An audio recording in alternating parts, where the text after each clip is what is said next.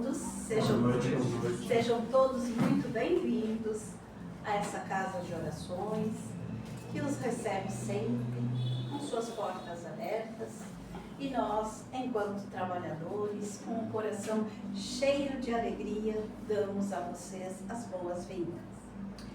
Então, a gente está iniciando praticamente o ano, né? As atividades da casa temos. Na segunda-feira tem estudos, se alguém tiver interesse de conhecer melhor a doutrina, só vir aqui conversar e iniciar, não tem pré-requisitos, né, para iniciar o estudo. Nós temos também trabalho na terça-feira, à tarde, 16 horas, palestra e o passe, tipo hoje à noite. Tem mais algum aviso? Nós temos a livraria na casa. Sim. Foi nos colocado a parte de conhecimento, que nós não estávamos aí, o pessoal estava. A livraria já está equipada com a venda de livros. No dia de hoje, o seu Reno é o responsável. Então, vocês olham ali, escolhem. Tem a forma de pagamento, QR Code ou então pessoalmente. Acho que era isso, né? Então, na quinta-feira, às 19 horas, a gente tem o apoio espiritual para as pessoas que desejam vir fazer um atendimento fraterno. Depois a gente tem uma roda de conversa, uma pequena explanação do Evangelho e em seguida temos o passe. Terça-feira, cadê o Rogério? Já iniciou o reiki? Semana que vem. A semana que vem inicia o reiki às 19 horas, né? Com o Rogério e a equipe dele. Então agora, para a leitura, nós vamos pedir para a Daquini. Então, a leitura de harmonização com a Daquini, a prece inicial com o Cleverson e a prece final com a Rose. Encerramento. Obrigada. Boa noite. Boa noite. Vamos ver aqui. Aflições. É do livro Caminho, Verdade e Vida, pelo Espírito Emmanuel, e é o Chico quem fez a psicografia. Aflições. Mas alegrai-vos no fato de serdes participantes das aflições do Cristo. É inegável que em vosso aprendizado terrestre atravessareis dias de inverno ríspido, em que será indispensável recorrer às provisões armazenadas no íntimo, nas colheitas dos dias de equilíbrio e abundância. Contemplareis o mundo na desilusão de amigos muito amados, como o templo em ruínas, sob os embates de tormenta cruel. As esperanças fenecem distantes, os sonhos permanecem pisados pelos ingratos. Os afeiçoados desapareceram, uns pela indiferença, outros porque preferiram a integração no quadro dos interesses fugitivos do plano material. Quando surgir um dia assim em vossos horizontes, compelindo-vos à inquietação e à amargura, certo, não vos será proibido chorar. Entretanto, é necessário não esquecerdes a divina companhia do Senhor Jesus. Supondes acaso que o Mestre dos Mestres habita uma esfera inacessível ao pensamento dos homens? Julgais, porventura, não receba o Salvador ingratidões e apodos por parte das criaturas humanas diariamente? Antes de conhecermos o alheio mal que nos aflige, ele conhecia o nosso e sofria pelos nossos erros. Não olvidemos, portanto, que nas aflições é imprescindível tomar-lhe a sublime companhia e prosseguir avante com a sua serenidade e seu bom ânimo.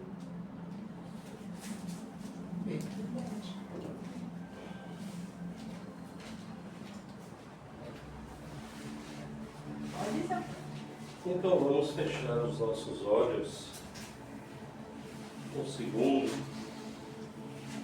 pensando que o Mestre Jesus está aqui conosco. Porque quando duas ou mais pessoas se reúnem, aqui Ele estará. Que Jesus, na noite de hoje, plante a semente do bem no coração de cada um que aqui se encontra. Que essa semente germine e dê frutos. Aqueles que nos ajudarão a alimentar a nossa alma durante nossa caminhada e servirá de alimento para todo aquele que estiver junto a nós.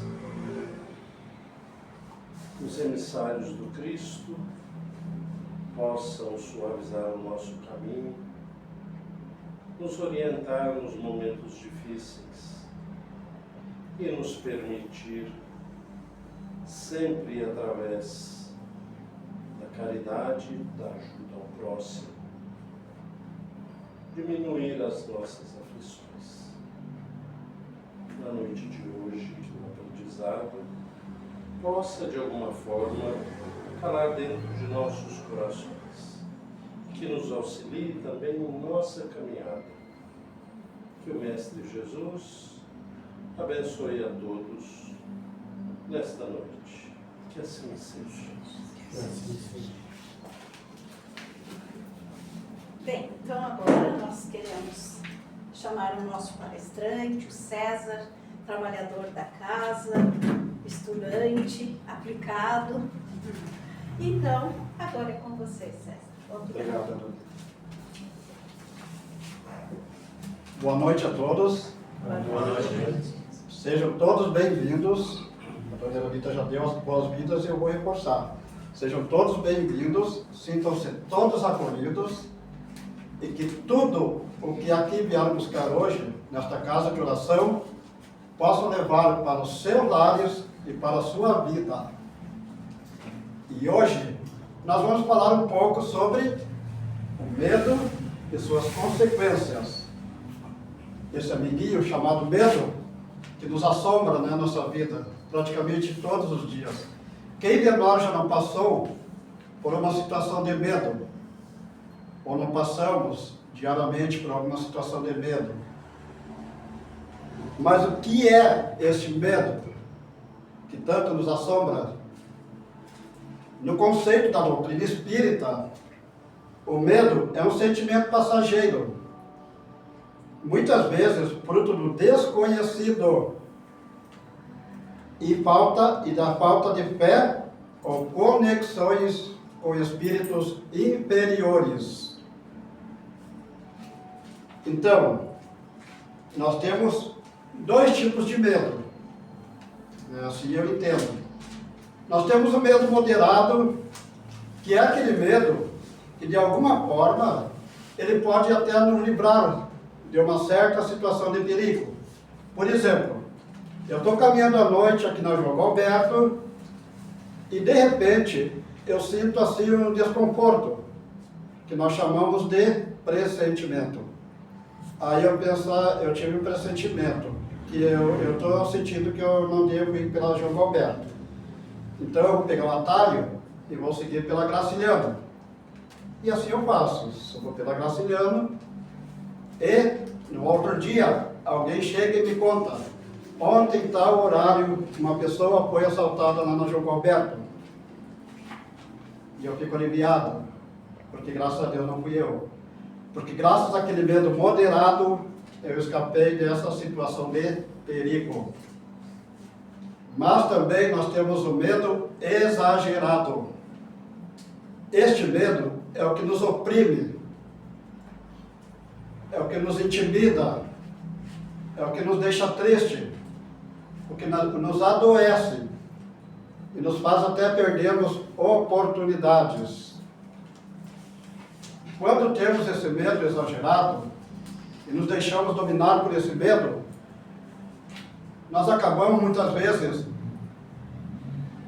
por, assim, tipo, desenvolvendo uma síndrome do pânico, desenvolvendo uma certa depressão.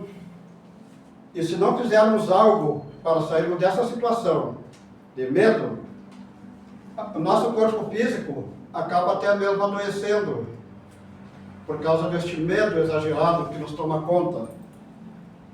E que se não fizermos algo, acaba até por nos destruir.